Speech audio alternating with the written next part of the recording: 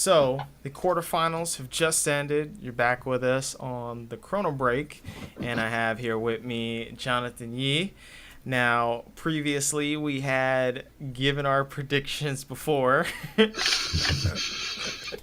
and just like every other fucking analyst that gave their predictions, they ended up being kind of wrong. Now, I gave some of my quarterfinal predictions by myself, and I was just like, yo, I think a Freak of Freaks are gonna win this. Like, all right, it's gonna be a 3-2. Although I did say that don't put Jensen in on a skill matchup, but we'll get to that in another podcast. Whatever. All right. Anyways, right now we're going to be talking about KT versus IG and G2 versus RNG. Now, both these series were incredibly weird, mostly because of the pick and ban. I want to kind of attribute, at least for the G2 and the RNG series, right? But first, we're gonna tackle that KT versus IG because this is the one to where a lot of people had kind of doubts, I guess, because it could have kind of gone either way. A lot of analysts were saying that they bet on KT because IG seemed like this more volatile team and whatever. And then later on, suddenly the narrative has been that this more volatile team is the way to actually play the game rather than a Korean style. So, what do you think generally in terms of styles is the best way to play the game now? Mm, I, I I think there isn't that people talk about this general overarching style when it comes to teams, but I'm not seeing too much of an exact formula that they're doing from most teams at least. From what I saw in the quarterfinals, it was mostly they had pre-planned ways in which they wanted to play in general, but I wouldn't call it a style. It it, it was more along the lines of okay, we're gonna get certain drafts and set up in certain manners within the first 5 to 10 minutes, and then we'll do something else after that. But if calling that a style would be going a bit far, I think. It, but generally, if you want to go for this overarching narrative, you have to look at how games are ending way quicker than before, and also the way that teams would collapse on certain lanes in certain minutes, especially with the Xinjiao, which was prioritized by quite a few teams and was mostly used to snowball the early game and get leads early.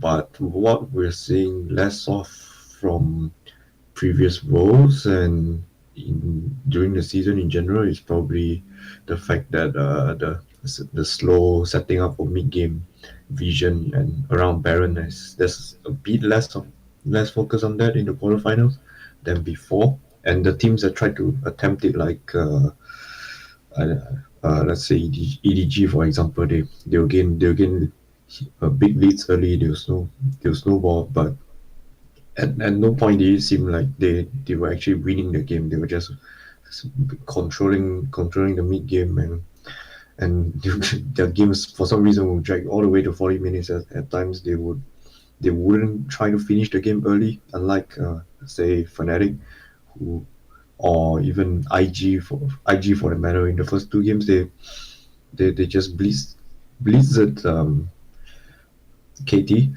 I think they're pretty shell shocked by it as well, and I think the series could have easily gone 3-0 in favor of IG, if not for that.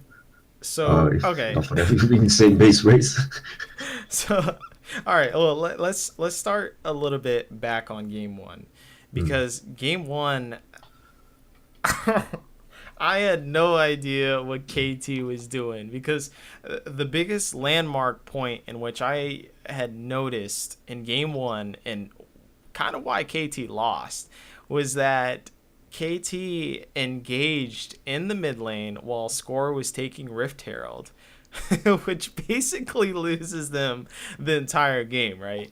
So, Hmm. do you think KT are, I don't know, I want to say like lost when it comes to not having Score around? Is there like a specific function in which Score has within the team that you think just generalistically, like what do you think Score's position is outside of just being the fucking jungler for KT Rolster? Mm, it's not it's not very easy to say what his role on the team is, but he's he's definitely someone who prefers to path in in a way that suits the team. So he's in a way he's helping the team, but he's also the reason why uh, the team functions in the early game, which is kind of weird. It's like a codependent relationship sort of. While you wouldn't say that he's the one carrying the team, you also can't say that the team can do without him. So he's definitely just a part of the team. Like he's a team jungler in the complete sense. In that the team isn't exactly relying on him to carry, but he's also not the he's also not just there along for the ride. And if you look at the way he paths in most games, is generally mostly tracking the enemy jungler, and it's less about setting up. Unless, except in a few games, he wasn't exactly going ham in the ganks early game. So it I guess it comes down to how the team in general wants to play, and then he sets the tempo, in a sense. Okay, so in game one, what Score did was he pathed towards bottom and then he ganked bot pretty early, and then in game two he did the same gank, right? And so like Score reminds me of, like an old married man, right? And like he gets together with his wife and he goes into the bedroom and he's like, all right, let's fucking do missionary, right? That's the thing that fucking that's what works for me. And Yeah, so it you works know for the everyone. We're and all the familiar wife is with just it. like, oh fuck, like missionary Not again, again. like honey, Not again. can we Can do we change it something up? like nope. Score is just like, no, this has worked before, we're gonna do it again. So game fucking two, he does the same gank that he did in game one. So is Score, is he the type of jungler to do mind games, or I guess you could say maybe he's more systematic, or he just has this idea of how he wants to play the game before the game actually even happens? Mm, I think it could be attributed more to the how the team wanted to set up before the game started, because KT is kind of a prototypical Korean team in which they have certain preparations before series. If they had about 2 to 3 days to formulate something, and I think they probably hit on getting advantages for the bot lane early, which is why Skull get puffing towards that side, and it worked for them in the group stage against against most of the teams in the group. Actually, they actually did this bottom puffing really early and in almost the same fashion during the group stage as well. So it's I think if, rather than saying that Score is the one who instigated all this, I think it's definitely more of a team decision. And especially given the champions that Deft was on, which is Kaiser, and more Kaiser, they probably hit on wanting to get a snowball lead and keep down Jackie Love at the same time.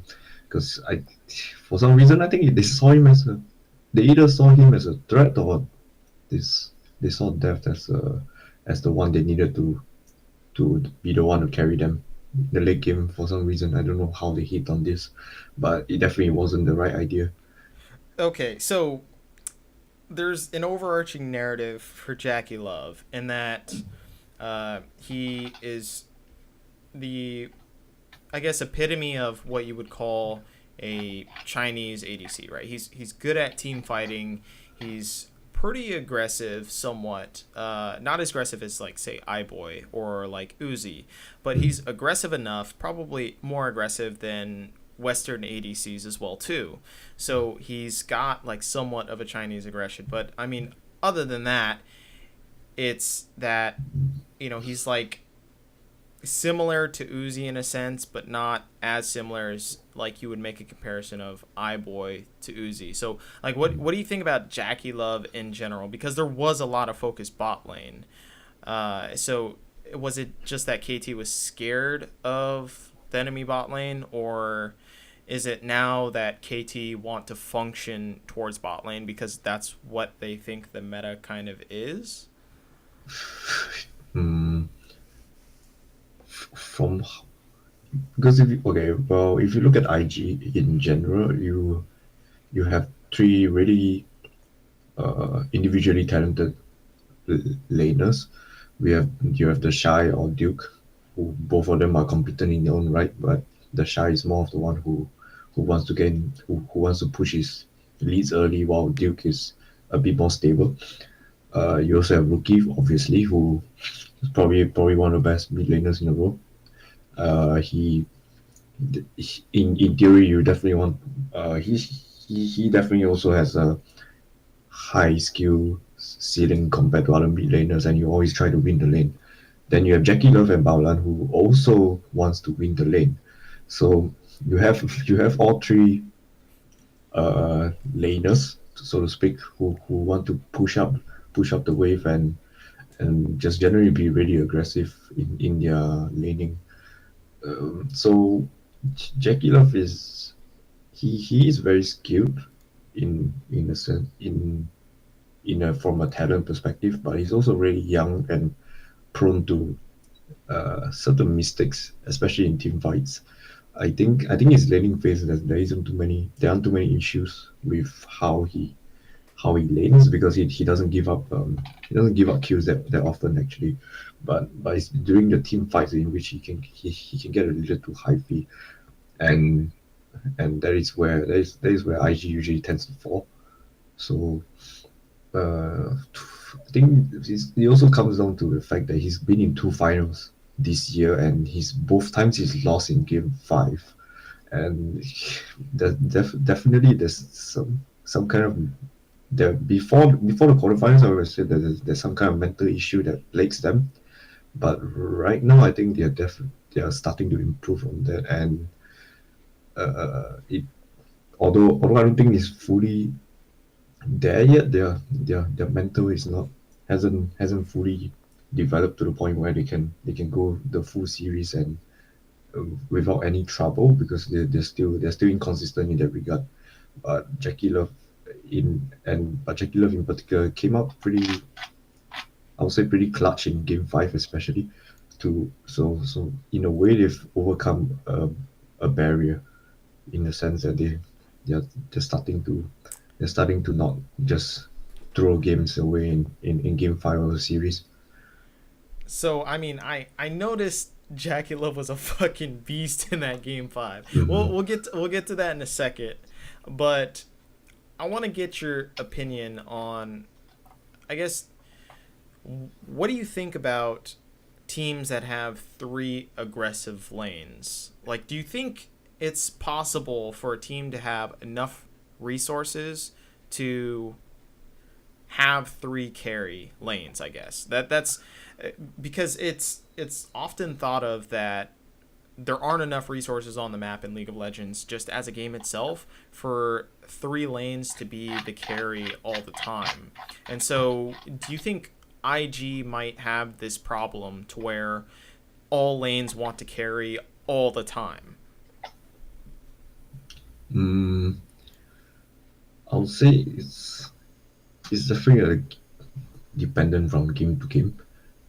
as a general approach, I think it works. It seemed to work pretty well for them, especially during the regular split of LPL, where they went 18-1, I think, in series, and it just and they also went pretty.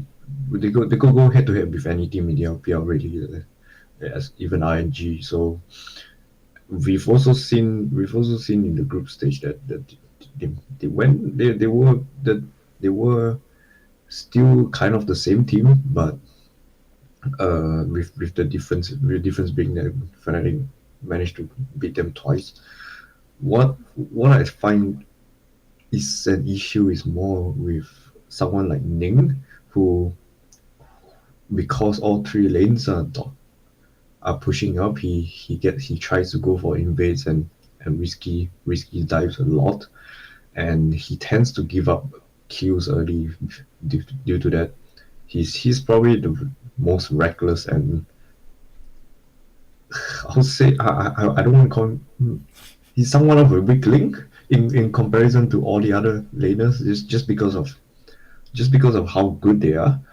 But I think if we have lanes, three laners which are among the best, you should try to push their leads as in you should try to push their advantages as much as you can. Like the Korean way is probably to puff not puff to build towards one side. Let's say the AD carry and have the other laner play a tank or as some other utility champion, which in theory seems to be the better option, but we are seeing that this isn't actually working right now. With having putting all your eggs into one basket isn't the approach that teams should be taking at this point, and in this matter especially. So what seems to work in theory is actually crumbling for Korean teams especially. So there's something that shouldn't work about IG, but it's actually working right now. So I think they should keep doing what they've been doing. So speaking of Ning, he reminds me of a shitty peanut, right? And that he basically goes in there all full aggro, doesn't give a fuck. He keeps trying to gank constantly, and sometimes that's to his detriment. Like, right? He mostly has good laners. Like, everything's going great for him, and then suddenly he goes and gets himself killed in the enemy jungler, right? Like you could say that Ning is like the Chinese knockoff, kind of quite literally, of Peanut. Yeah, So you could say that. I don't know. I just throw that out there for anyone who Chinese seems to want to knockoffs. buy. Buy Uh, a Chinese jungler who's the cheap version of Peanut. just a Does cheap. all the same Hey, thing. Does all the hey, same things. it's lower manufacturing costs, like all that shit. Mm-hmm. Uh, okay, so IG game 3. There's this wicked base race. Now, generally, when there's a base race, and what usually happens is what I assume is that both teams fucked up somewhere in applying pressure. Like both teams just massively fucked up. So was there anything KT could have done to stop the Fiora early? Let me pull up the draft for everyone on the video, because this draft was just like, okay, all right, you have Fiora going at it super hard. So what are you supposed to do in this instance? Hmm. Well, I guess this game is really hard for the Irelia in this matchup, and with the 2v2 that Fiora and Xinjiao has versus Irelia and Gragas, it definitely favors the IG side. So it came to a point where they simply could not keep him down, which I completely understand. They just lose the matchup, and KT knew this as well. So it, he came. There's there's a point where KT probably thought, okay, we just have to play through mid and bot. But as we saw, with the shy became impossible to keep down, and that I think the fact is that uh, the shy on his day is he can go up against anyone and any top laner. The only problem with him is that he probably I would say at times he does tend to want to play carry tops a bit more than he should. So that's probably his down. What people would have said was his downside before this series, but the fact that he managed he it's hard for me to say what KT could have done because just because of how the game went. Uh, you can't tell me that you ban out Fiora before the game starts or something like that because he that's not something that will happen.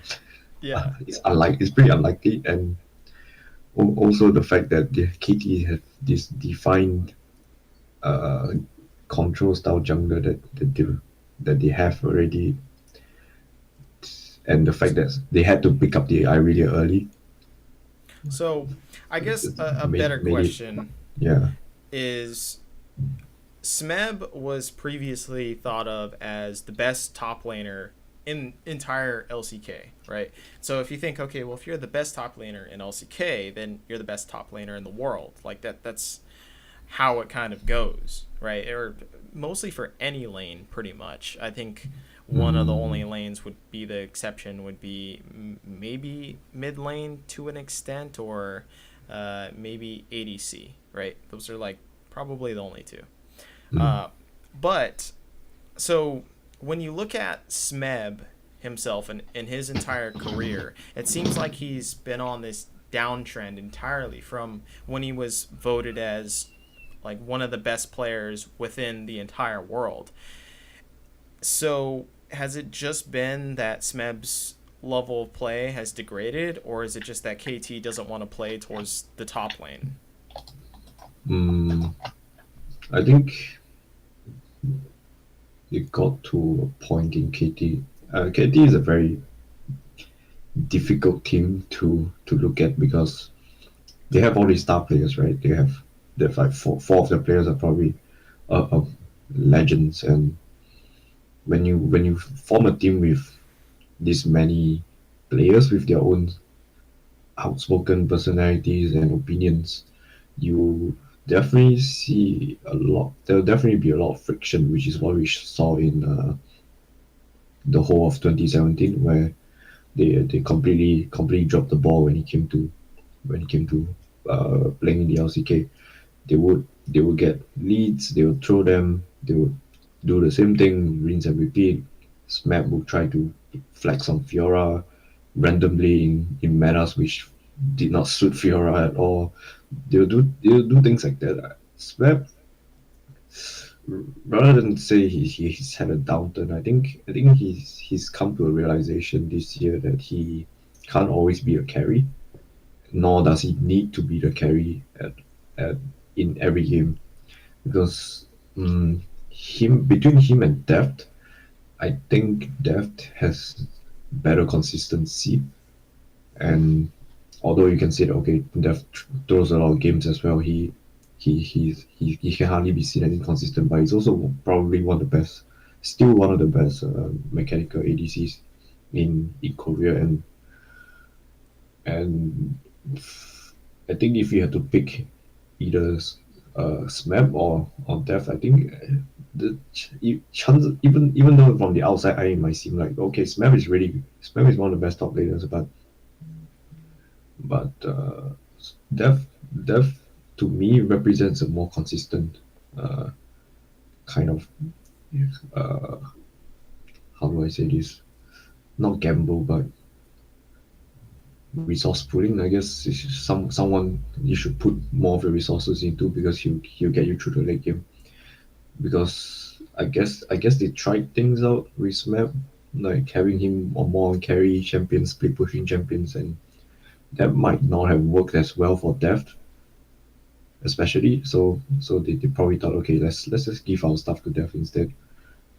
So it in Korean teams you don't really have this mentality of I have to be the one to carry and stuff like that. They just kind of does what a team requires them to do, and they don't their egos aren't as large in this respect. Although Smap, I would say, is one of the people with a larger ego than most.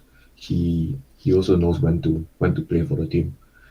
So So, okay, so it seems as though KT kind of got the meta wrong. At least that's what everyone's interpretation is after this series had played out, and that IG play this aggressive style. It's all about lane control. It's all about early lane pressure, and yet KT are, at least score in his sense, is it's all about control. It's all about how he plays towards his lanes, and he's kind of just at the right place at the right time for the most part. So, do you think that KT themselves could have maybe changed up their game plan, and instead of playing towards the bot lane, they could have played more towards the shy, or not the shy, more Smap. towards Smeb or Yukal, and maybe this could have worked? Or did they just not have Mm, enough fucking time? Because I mean, you have to think between quarterfinals and the end of group stage, there's not a ton of time either. mm, I think it's a bit simplistic to place the blame on Deft or their focus on the bot lane in this scenario. Like you can say that they weren't aggressive enough, but they but I would say it's more they IG were even more aggressive than they were, and they didn't the just saying okay we're gonna play really aggressive. That's just this something like that's really general and really difficult to implement in game. If you ask me, like if you tell me okay, oh yeah, right, because something like that is makes more sense to us as fans and analysts who watch the game because oh yeah, they in general they were playing super passive. They weren't doing stuff enough. They weren't proactive. This is very easy to say that, but in game, you can't just blindly run into the enemy jungle or keep going for dives when even when it's not suitable for them. And you find this out when you play the game as well. It's just sometimes it's just they're just at the top level. They're just not going to give you the kind of opportunity to go for a gank, and because they have so much, they usually have enough vision set up especially bot side. Because I'm seeing this trend of uh, how the bot lane is played is rather than trying to win the lane, they're just trying to get the wave priority, get them towards a turret and then set up vision. That's something that all the Korean and Chinese teams have been doing, but that that actually but that what that leaves them vulnerable to is actually lane ganks, which is something that Fnatic keep on exploiting. So it's more they might have gotten the priorities wrong in this sense, but it's hard to tell me just play carry tops or just play through mid side. It's it doesn't seem that simple to me, and probably when two teams get the get the idea correct, you're not going to see an aggressive early game at all. You're just going to see two teams uh, e- go even, which means that there actually isn't any early kills, or they don't get too huge of leads because people die. They just go even. So it's more in this case, you have to say that if one team chooses to play more defensive and the other team chooses to play more aggressive, of course you will see the aggressive team win out. But if both teams try to go aggressive, you probably see something more even. So it's in this case, I'll say that there definitely were mistakes in how KK decided to set up in the first two games, especially. Okay, so at the very end, IG, of course, won out 3-2, and series closed with Jackie Love just going fucking beast. This guy is actually pretty amazing when it counts within the clutch moment. Even though previously you were saying that him inside the clutch moment is just terrible, right? Crumbled, yeah. So do you think now that there's this comfortability with IG in terms of game five, do you think this gives them the confidence to now go into semifinals and actually able to play out a full best of five series? Hmm. Or I is it think too early? I, it's hard to tell, isn't it? Like you really can't tell until the games start and they start to play. Even I don't think even IG know whether they'll do well in a game five or a semi final, especially against G2. G2 is just it's just they're just this incomprehensible team where you seem to know everything they're gonna do and they're so transparent about it, but yet you can't stop them. That's what it feels like. That's what it felt like when I was watching G2 versus RNG. And IG might know exactly what G2 are gonna do, but they have no idea of knowing whether they're gonna they're gonna do well. It's just something that you go into the game, you play on instinct, and like G2 did, and you if you win, you win. So it's kind of there's only so much you can do for game five of a series. Okay, well let's get into G2 then, Yeah. because I think what most people will point towards to this game is how important is the ban to Tom Kench. I mean, this motherfucker, every time G2 won, it seemed, besides the last game, was Tom Kench wasn't banned. And so they ended up picking him. They ended up enabling him through just side lane pressure. So, like, how important is Tom Kench to G2's overall plan? Mm, I would say it's a must ban. There's just no excuse to give Wadi the Tam Gench for most of the games. It just beggars belief that they'll even consider giving him up because they there's this weird thing about their jobs as well, which I really find incomprehensible. After losing twice in a row in during the group stage to both C9 and Vitality, they switched their approach a bit, and I think Uzi got really angry after those two games and decided, okay, give me the most lane dominant AD carry possible, Kalista, and he did that. He won the subsequent games, but you come to game one of this series, and RNG are still doing the exact same thing that they were doing doing all summer split long, and not all summer split long, but that weird bot side approach that and drafting two tanks into the top and mid lane and just put their eggs on the Uzi's basket. They were still doing the same thing, and he did the same thing from game one onwards, and something like this is probably a even egregious error when compared to just giving Wadi the Tam Kenshi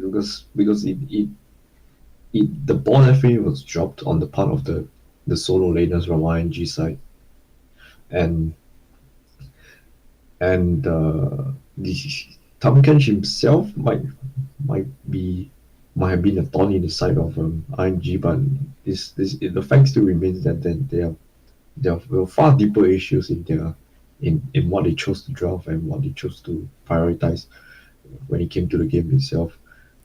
Okay, so if you ban the Tom Kench, what do you think about RNG not banning Heimerdinger? Do you think they could have just won the game if they didn't ban it? No, I don't think I don't think you ever want to give Yalan the Heimerdinger. It just there's just no point in it, especially given the I don't think RNG had any idea of how to deal with it, which is why they just banned it on all 5 games, which is the in this case it would be the safe thing to do, and it doesn't.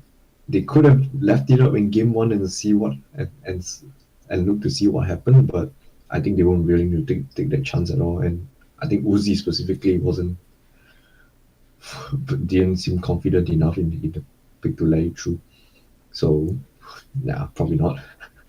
Okay, so what do you think about Uzi's performance this entire series? Because there were some saying that okay, he fucking destroyed the lane, and I personally think he destroyed the lane too. I think Harnan didn't do quite well inside the lane phase itself.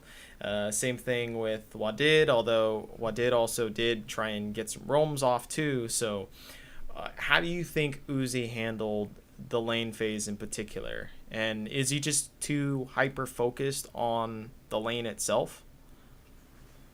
Mm, I think if watching Uzi play is really interesting. If only for the fact that he plays so differently from almost every other AD carry you've ever seen. He's like uh, the reason why Forgiven was compared to Uzi's so much is because they both like to play for every CS. They like to get the push advantage. They like to get the wave priority, and they always try to push the opposing ADC to the turret, where they can pressure them even further and make them lose even more CS. I think in that sense, Uzi is this guy who prioritizes his CS way more than almost any other aspect of the game, and in a sense, this is this might be a something that he tunnels too much upon, but at the same time, he also puts huge pressure on the other ADC. I think the problem here with this approach is that it could have worked maybe a few patches ago when Kaiser was just probably the most dominant ADC alive. But this meta, we've seen that the bot lane focus just doesn't work anymore, and RNG were just unlucky in that sense that they ran into this meta where suddenly became much less useful than he would have liked. And but telling him to play uh, Jin or something and just go and just play for the team is also not something that you want to do in theory. It's like us saying, okay, Faker, just help bang, help. I know it's been done a lot, and they have quite a bit of success on it. But theoretically, you should want the best player to play at his best, Look, right? I mean that's kind of what SKT did, right? You Yeah, sub out Faker. You're just like, hey, Pyrian, come in, do your thing, do your thing, which is win us the split, right? We PRN had 091. like we had good with what's Easy Hoon. Like, hey, we can do it again, right? I'm fucking coma. I'm just gonna bring I'm out the fucking belt. cool. If you play bad, I'm just gonna whip you into shape, and you'll just become another Easy Hoon, right? But that No, fucking botched. So no. okay, It worked for all of one series too.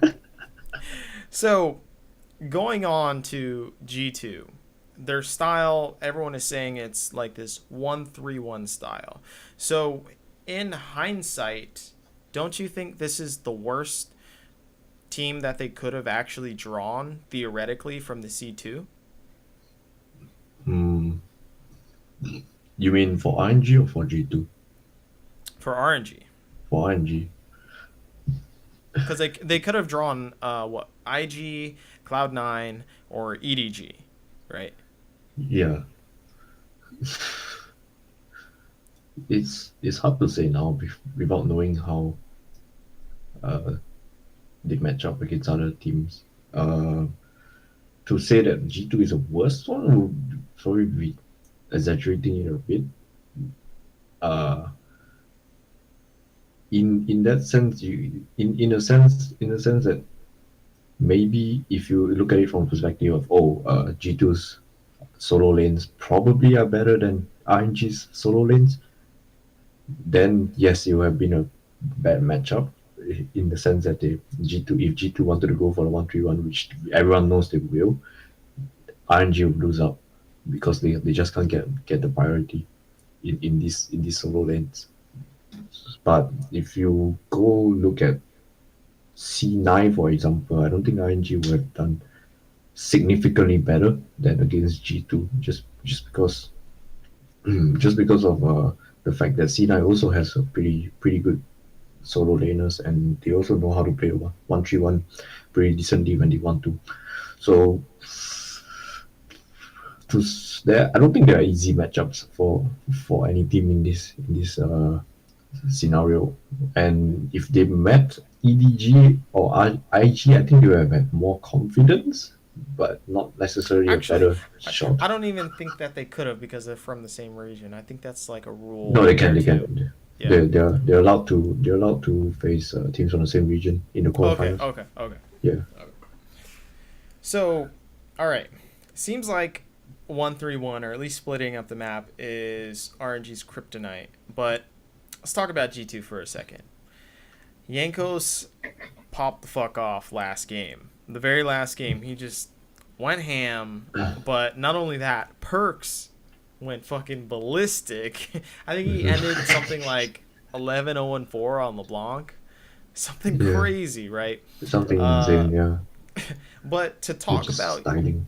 Yankos first, was this kind of expected? Because he ended up getting Olaf, and I know Olaf is like kind of a typical Yankos type champion, but what type of jungler is Yankos himself? Because what I always imagine him as is this super aggro jungler that, he's obviously known as the First Blood King for a reason, and that he ends up trying to path towards the first gank possible, and then if that shit works out or it doesn't, whatever.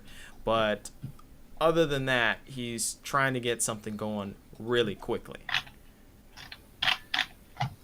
Mm, I think his function on the team is definitely more of a map control kind of type of thing, where he doesn't necessarily have a lot to do in the early game. But what he does is he instead prioritizes clearing vision a lot. Even compared to other junglers, he will always go for the what's it called, the red, what's the one that shoots? Oh my god, I can't remember it right now. It's the one that clears wards, but the trinket. But he goes for that. Oh, sweeper. Yeah. Yeah, sweeper's lens. Yeah, Jesus, sweeper's lens. He goes for that every game, and generally what he does is he runs around the map and clears vision for the for his laners. He does this. He like this is basically his duty. You know, he's a ward sweeper. He's a mine sweeper, and he just goes around the map. He gets his farm, of course, but that is his primary role in G2. It is to clear vision, which is why you saw in the G2 versus PvP match, he actually killed himself trying to clear vision in the mid lane. Oh And yeah, yeah, yeah. I yeah, I, yeah, I remember that one. That he was killed himself going for like trying to clear the pink ward, and this kind of gives you a hint as to what Yankos like is doing for the team. In that he's definitely not a lane, not someone which runs in and goes for lane kills. He does that when he can, but generally he takes the opportunities when they come. But his default role is not to actually look actively seek out kills. So in that sense, he's this weird hybrid of a control jungler and aggressive jungle invading kind of guy. so. He doesn't have a role that's as defined as a Korean jungler, for example. But we do know that he loves to clear out vision.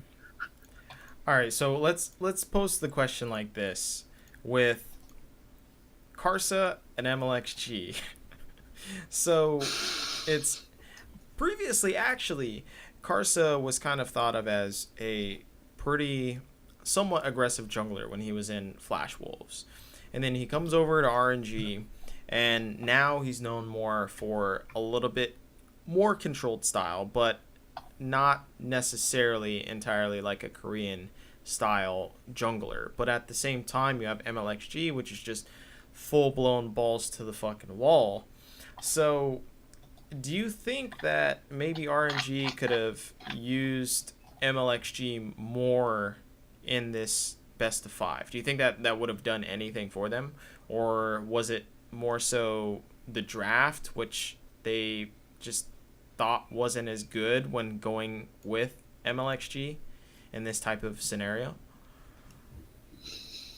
I think they could have used him much earlier. The he it's hard to say now when he should have come in. Perhaps after game two, even he should have already been subbed in, and the ING should have tried to see what they can do in what they can do with MIG a lot earlier in the series. Probably after game two when they lost, and because that game was just a fiesta for on the part of both teams, where you had fucking Wonder on this Akali, and he's just going ham. But the thing about MLG is that you don't the team does not seem to trust him as much as they do Casa, just because of how MLG is as a person. And although he's the guy who comes in game five and tries to win the game for the team, I think game five is for ING at that point it was far too late to change things up, because they seem to believe that keeping Casa on and going with the same approach as they had, because the fact that they won game one probably gave them the idea that they were on the right track is in terms of their overarching strategy, and that probably gave them a false sense of confidence. And even after they lost game two, they persisted with the same approach because of that. So it it speaks to me as more of a overconfidence perhaps in how they wanted to play, and less about worrying over whether they would start losing once they started, no, as in worrying over whether they would lose a series when they started to drop games. So that's probably the reason why MIG came in so late, and is definitely a mistake on their part. I would say it's something they'll have some regrets over. Okay, so it's gonna be IG versus G2 semifinals. Now, I'm just gonna go out and fucking say I think IG's gonna win this. I think that with their solo lane, like being able to match G2 in terms of the solo lanes with the Shy as well as Rookie, especially, I think they're going to be able to shut down Perks, particularly, but also in the top lane, whether they use Duke or the Shy, I don't think it really matters in any case, but they'll be able to shut down Wonder as well too. So the 1-3-1 won't be able to happen, and I think it's gonna go IG. That's what I'm saying. But what are your thoughts? IG G2. Give me your take on it. They're actually very similar teams in some senses.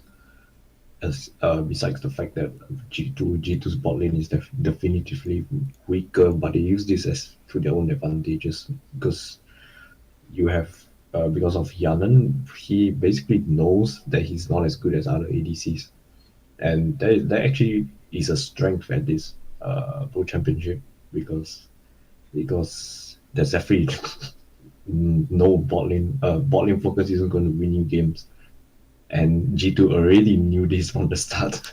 So so This genius. This is pretty genius actually. so what you're saying is that shitty bot laners get a pass, like Shitty bot Kjarnan, laners. maybe He's even not. He's Sneaky not. gets a pass, He's not like even. He's not even shitty in this regard. It's like he knows his job.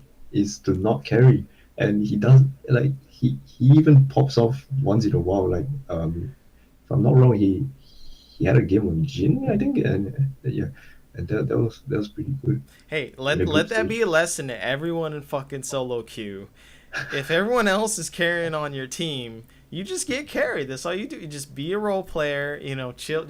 Just whenever you think that you need to try and win the game yourself, just think of Hjarnan. Just think of Hjarnan. Just think of Yemen. He's the shrine, the Sri Lanka, if you will, or the I don't know, whatever the fuck the elephant is called, and the Indonesian. Anyways, so Indian I'm elephant, I getting don't I'm know. I'm getting too much into religion and shit now.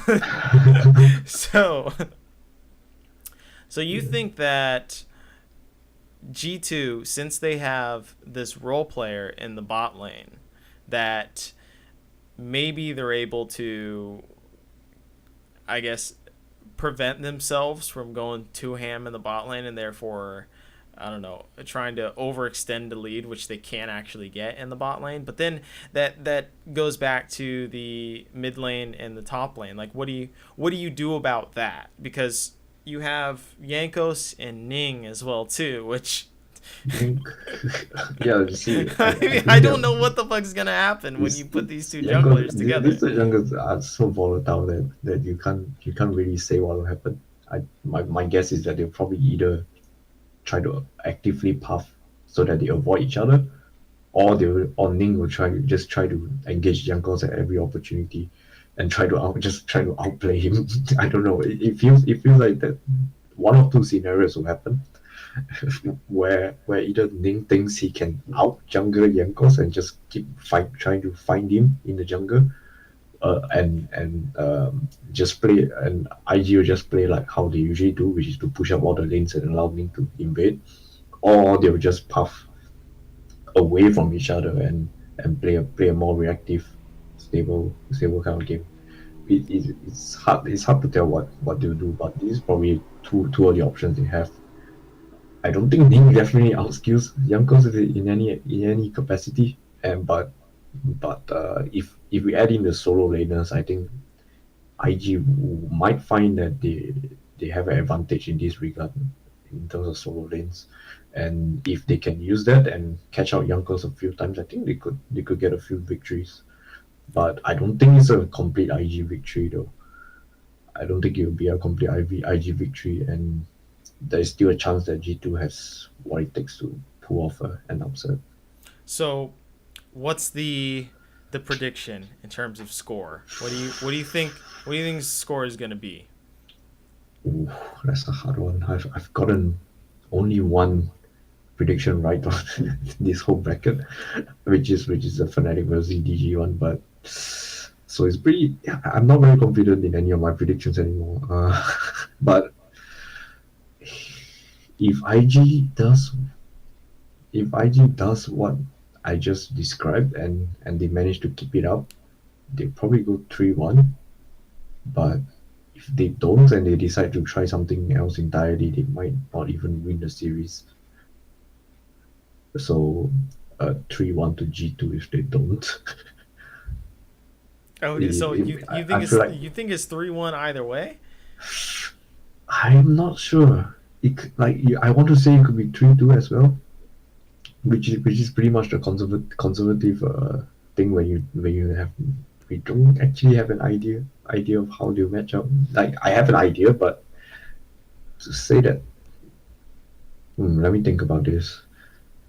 Look, I'm just gonna go out in the gate. All right, maybe this will make you feel a little bit more comfortable because I'm fucking cocky as shit with my That's predictions. that's But fine.